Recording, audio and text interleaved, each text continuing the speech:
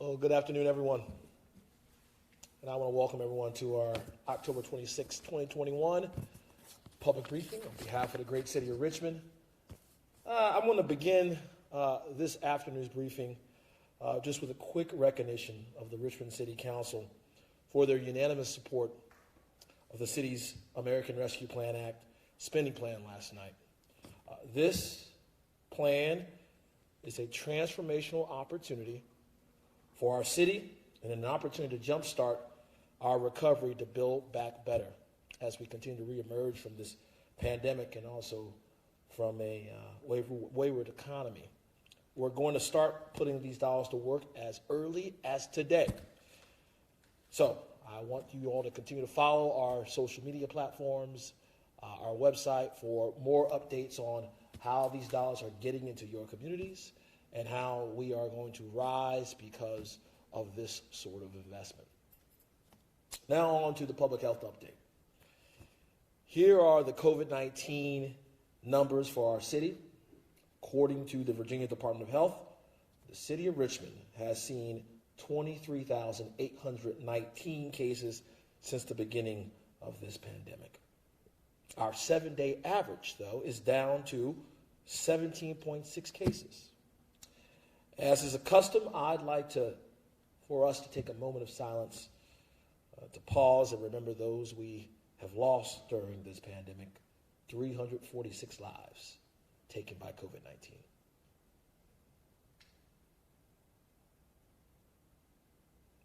Thank you.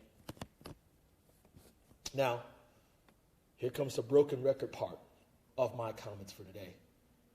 The best way to prevent further loss of life for others from getting sick is to get vaccinated. This allows us to protect not only ourselves, but to protect others that we care about too. Those in your family, those you may work with, those who are young, like our young children, and the immunocompromised as well. You have plenty of vaccination opportunities courtesy of the Richmond City Health District, and there are 4 community hubs all around the city which you can access.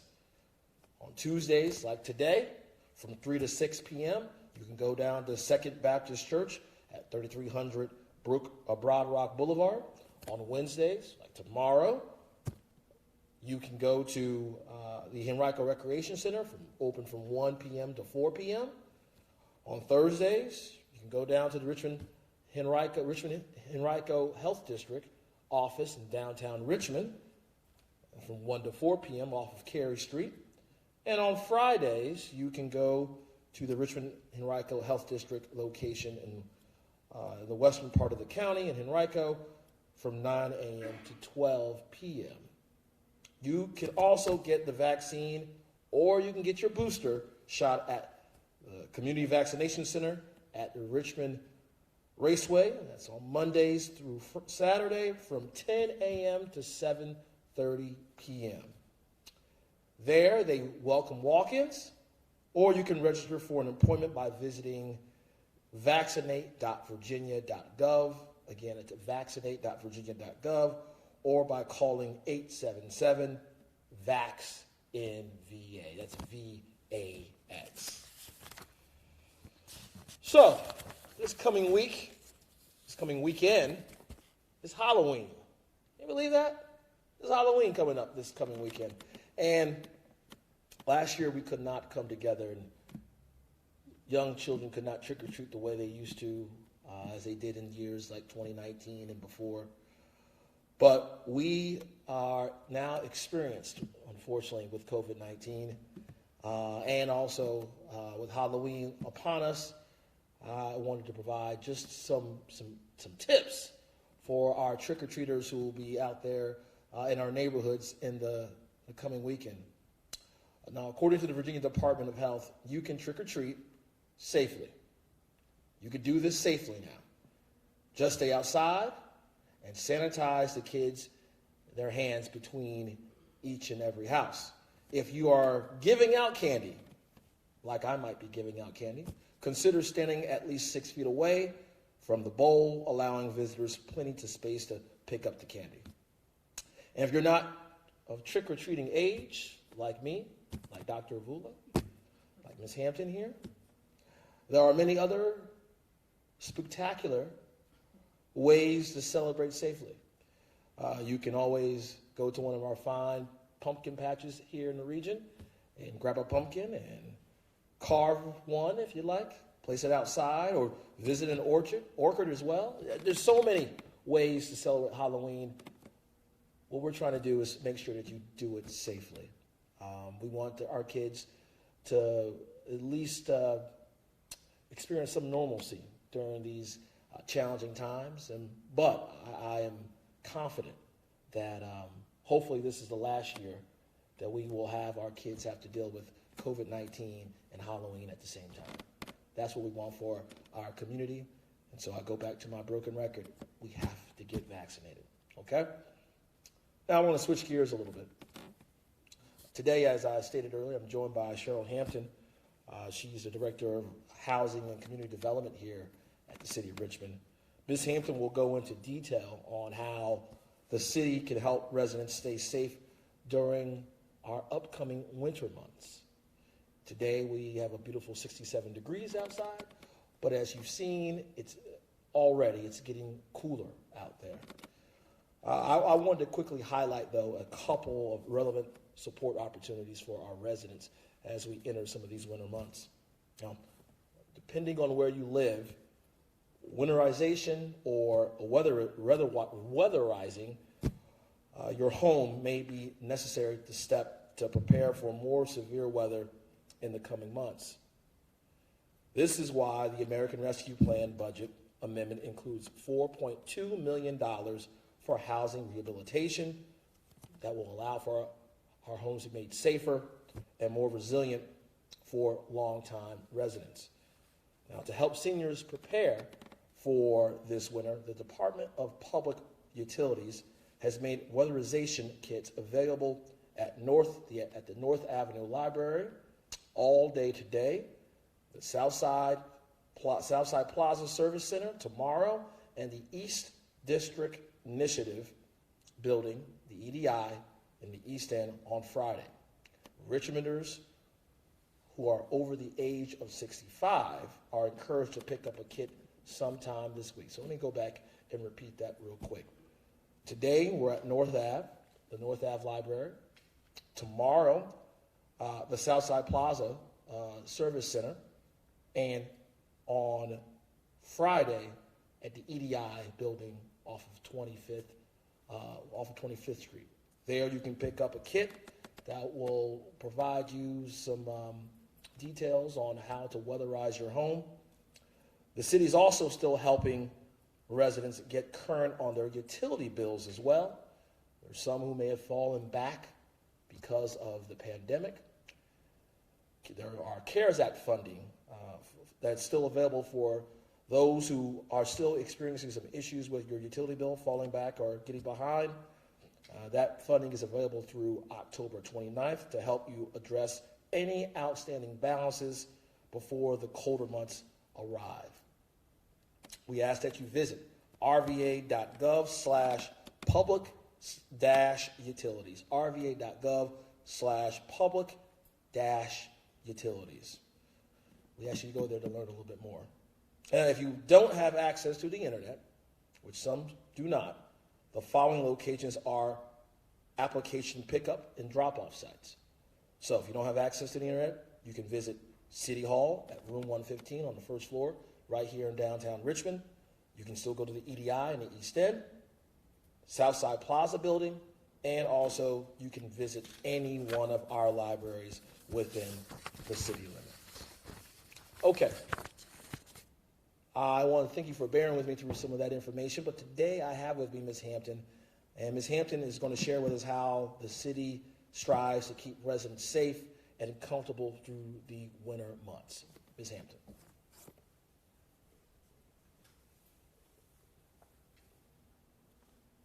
Thank you so much, Mayor Stoney, and good afternoon to everyone. First, I'd like to thank you, Mayor Stoney, and City Council thank you for your leadership and City Council for its vision But I also want to thank two other folks, CAO Lincoln Saunders and DCAO Sharon Ebert, for their leadership and for the freedom to explore innovative solutions. Gentlemen, I'm very pleased to announce two new programs today. The first is for our unhoused neighbors here in the city. That is the new inclement weather shelter. City Council on October 11th, as you may be aware, approved $1.7 million in federal funding to implement a new shelter. We are collaborating with Commonwealth Catholic Charities.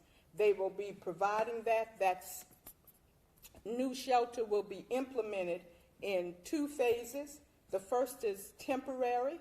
We will be utilizing a local hotel, the Quality Inn on Arthur Ashe. To do that, it will run for 12 to 15 hours a day. Meals, showers, case management, and the availability of other resources are there. The shelter was done with the collaboration of the GRCOC as we reviewed their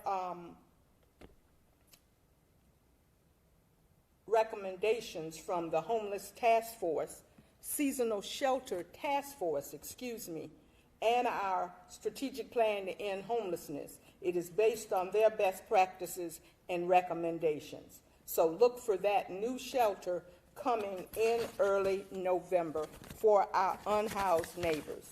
The second part of that new shelter, we will be using a portion of the funds to renovate the Oliver Hill Way site that CCC currently utilizes. So, two prongs, temporary shelter, permanent shelter, coming after renovations have been made. The second program I'm most excited about is our comprehensive rehabilitation initiative. And Mayor, as you so eloquently put, housing is a vaccine. And so in order to expand the program, we have 3 nonprofits, and I want to send a big shout out and heartfelt thanks to all of our service providers and community organizations who work with us, not only the homeless service providers, but all of our service providers. We have 3 of those service providers that provide rehabilitation or home repair for the low and moderate income persons. Unfortunately, the need is so great. They have currently 1,600 plus people on a waiting list waiting for home repairs. Really, that need is so great, the assistance is delayed for over sometimes 5 years. So senior administration and my team felt that we needed to employ a 2-prong approach. Continue to provide federal funding from our federal entitlement programs to our 3 providers, but also being able to build back greener and more resilient under the ARPA dollars. We will be implementing or standing up the comprehensive revitalization program. So that means the city, along with its nonprofit providers, will implement a housing rehabilitation. But it goes a little further. Through this, we will be able to work with local or area contractors to provide some of this work. So, Mayor, we'll also be adding to the creation of wealth and sustaining these small businesses. We hope to start this program as soon as the city has reviewed processes and everything. It has several components, the new program. We'll be doing a healthy homes component. We also want to work with landlords. We will be undertaking a rental rehabilitation program with the ARPA dollars Council approved last night. So 3 things: moderate and substantial rehabilitation for low and moderate income homeowners in the city, working with landlords around rental rehabilitation, and we'll work with our code enforcement department. We want to ensure that we really reach the greatest number of landlords, especially those that may be participating in RRHA's Housing Choice Voucher Program. And we will be working with Dr. Avula and his team on a Healthy Homes component. We'll also coordinate these activities with our Department of Public Utilities. If they are replacing any of the older lead lines that are in the city, we will be there to provide assistance to those homeowners that have the landline where the lines stop but does not go on their property. We'll be able to add assistance under this rental rehabilitation and comprehensive rehabilitation program. So 2 things, an inclement weather shelter and the new comprehensive rehabilitation program. Again, thank you to City Council, to the mayor and senior leadership for allowing Housing and Community Development to continue to work with our community partners and stand up or implement these 2 new programs. Thank you so much, Mayor.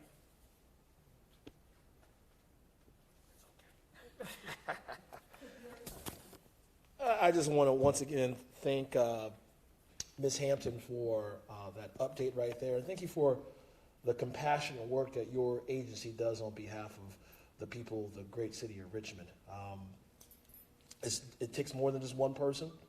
You have an entire agency and also a number of nonprofit partners as well that create this compassionate safety net that we provide for our families, but also for individuals as well. So thank you so much for your great work. Another individual who does great work here in the city of Richmond, and I'm going to take a time, just a point of personal privilege. I know that the General Assembly recognized you recently, Dr. Avula, for your work as the vaccination czar, vaccine czar here in the Commonwealth of Virginia. I saw some numbers the other day for the Commonwealth at large that we were over 65% one shot and also fully vaccinated, which puts us, I think, at the top of the list in the South, but also puts us in the top compared to those in the Mid-Atlantic and in the entire East Coast as well. And it's because of your work and the design of the program throughout the Commonwealth that we are where we are today. I thank you and your team, not just for your work at the state level, but obviously your work here at the local level as well, working for the city of Richmond. So I'm going to ask that you come over and give an update on our public health status. Hey, everybody. Really appreciate that, Mayor. I often think this is the most important thing that I'll ever do as a public health physician and that our team will ever do as public health. And having amazing partners with you, leading locality, our partners in Henrico, it's been extraordinary, but I really appreciate that. And Ms. Hampton, also really looking forward to linking arms with you as well. We in public health have just over the years learned that housing is health and that we cannot assure the conditions that allow people the opportunity to be healthy without safe and stable housing. And so really looking forward to our work together.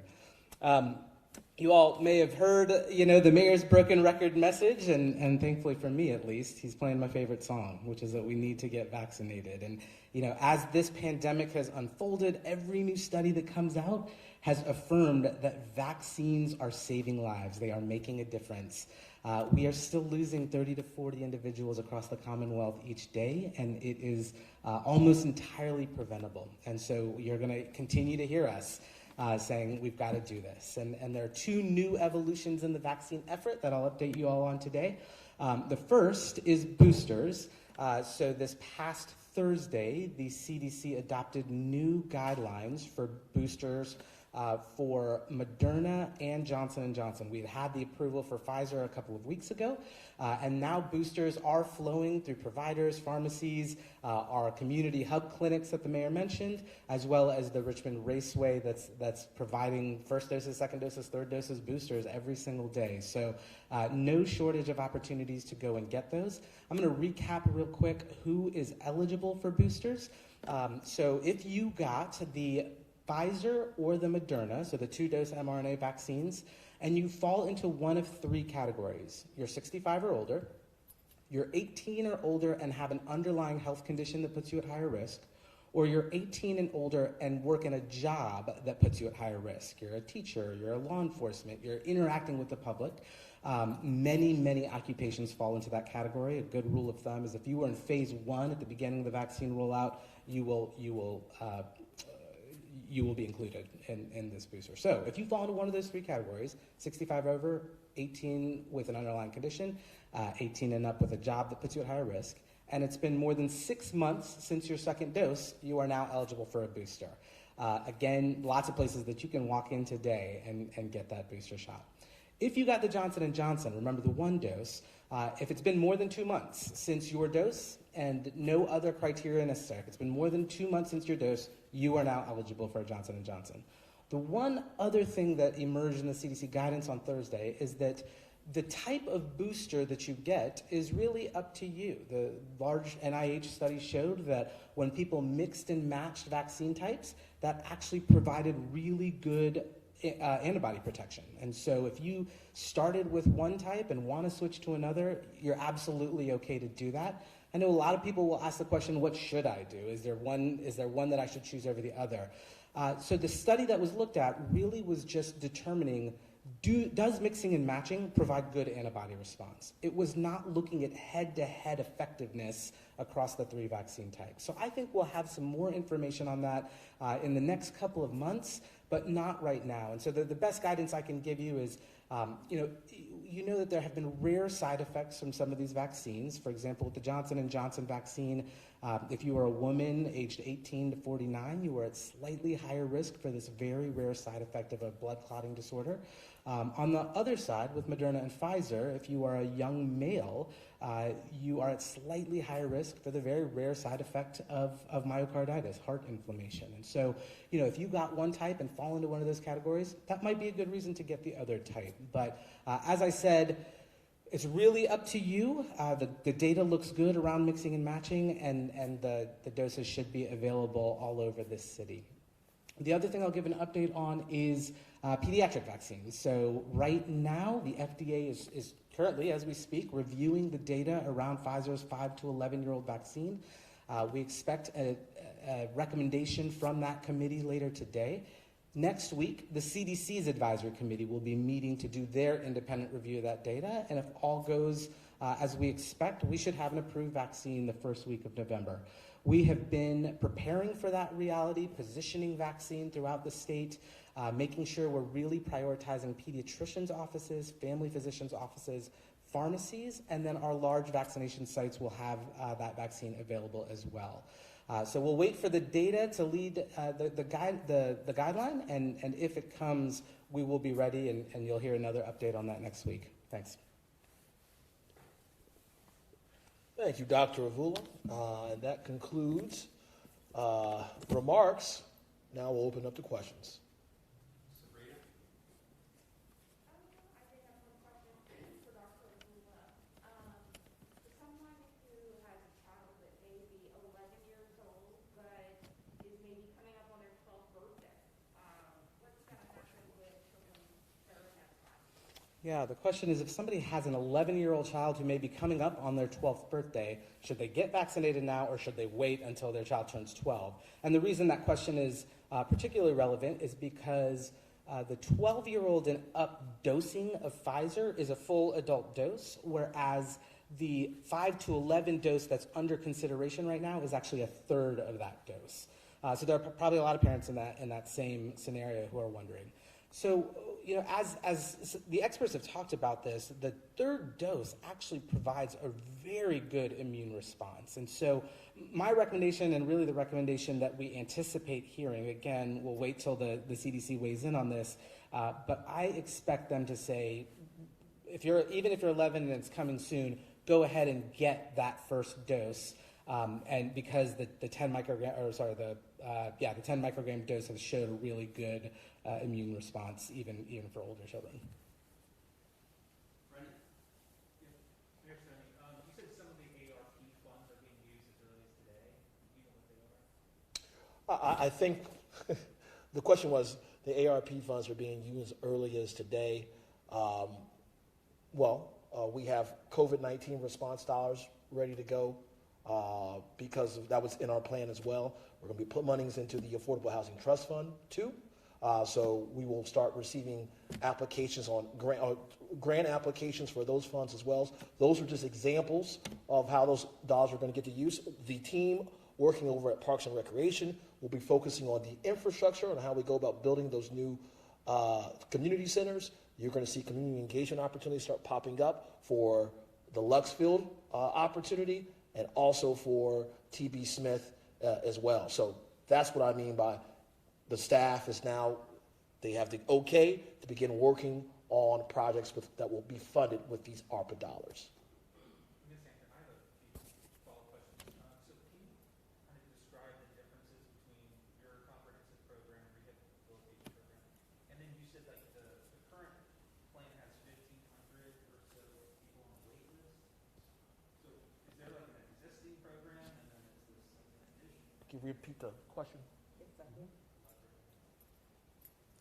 That was a two-parter, and help me if I get the second part wrong. The first part was, is there is an existing program and about the wait list, and your second part? Yeah, so is this comprehensive rehabilitation program like in addition to this? Is this an entirely new program? How does that Yes. fit into the existing wait list? And thank you for that question. Currently, the city utilizing its federal entitlement dollars are funding 3 nonprofit providers to undertake home repairs for persons that are low to moderate income. In addition to that, this new program will expand that as the city will, because of the 1,600 person or unit waiting list, the city will join with them and create or stand up a fourth, and we will be that fourth provider utilizing local contractors to do the work for home repair. So it's expansion of that program. We want to mitigate and alleviate that 1,600 unit waiting list and reduce the time that it takes for someone to get their home repaired. Thank you. I just have a real quick follow-up. Even though you talked to Mayor Sturdy about Halloween, we've been just getting inundated with calls about whether Halloween's going to happen. That's why I wanted to talk about it today. A lot of people care about that, so if you have any, I don't know. Yeah, I'll add it. I'll talk about it again. The question was about Halloween. Is Halloween happening this Sunday, October 31st, 2021? And the answer is yes. Halloween is happening. And we just ask that you take some safety precautions when doing so. Obviously, we know we want you to wear bright colors and whatnot because we wanted you to be seen if it were to get dark. But also, we ask that you maybe consider sanitizing your kids in between homes, and also for those who are giving out the candy, maybe staying 6 feet away from the bowl or from the children as well. Those are just all options, all ideas that we are providing the public. But the answer is yes. Halloween is happening on October 31st. Dr. Vula, you want to add anything? You have kids, so they'll be out there. Dr. Vula's kids will be out there. So Halloween is happening, everyone. Brennan, you good? Sabrina, do you have another question? Okay. The question was, what am I going to dress up as for Halloween? I don't know. I might just walk around as the mayor, I guess. I don't know. Mayor, I think we're good. All right. Thank you, everyone. Have a safe and spectacular Halloween.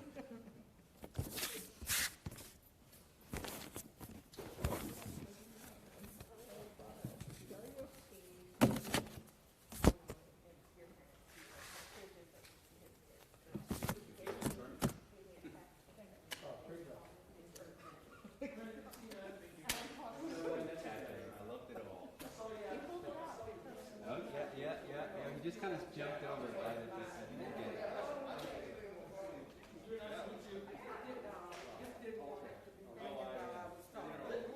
Great job.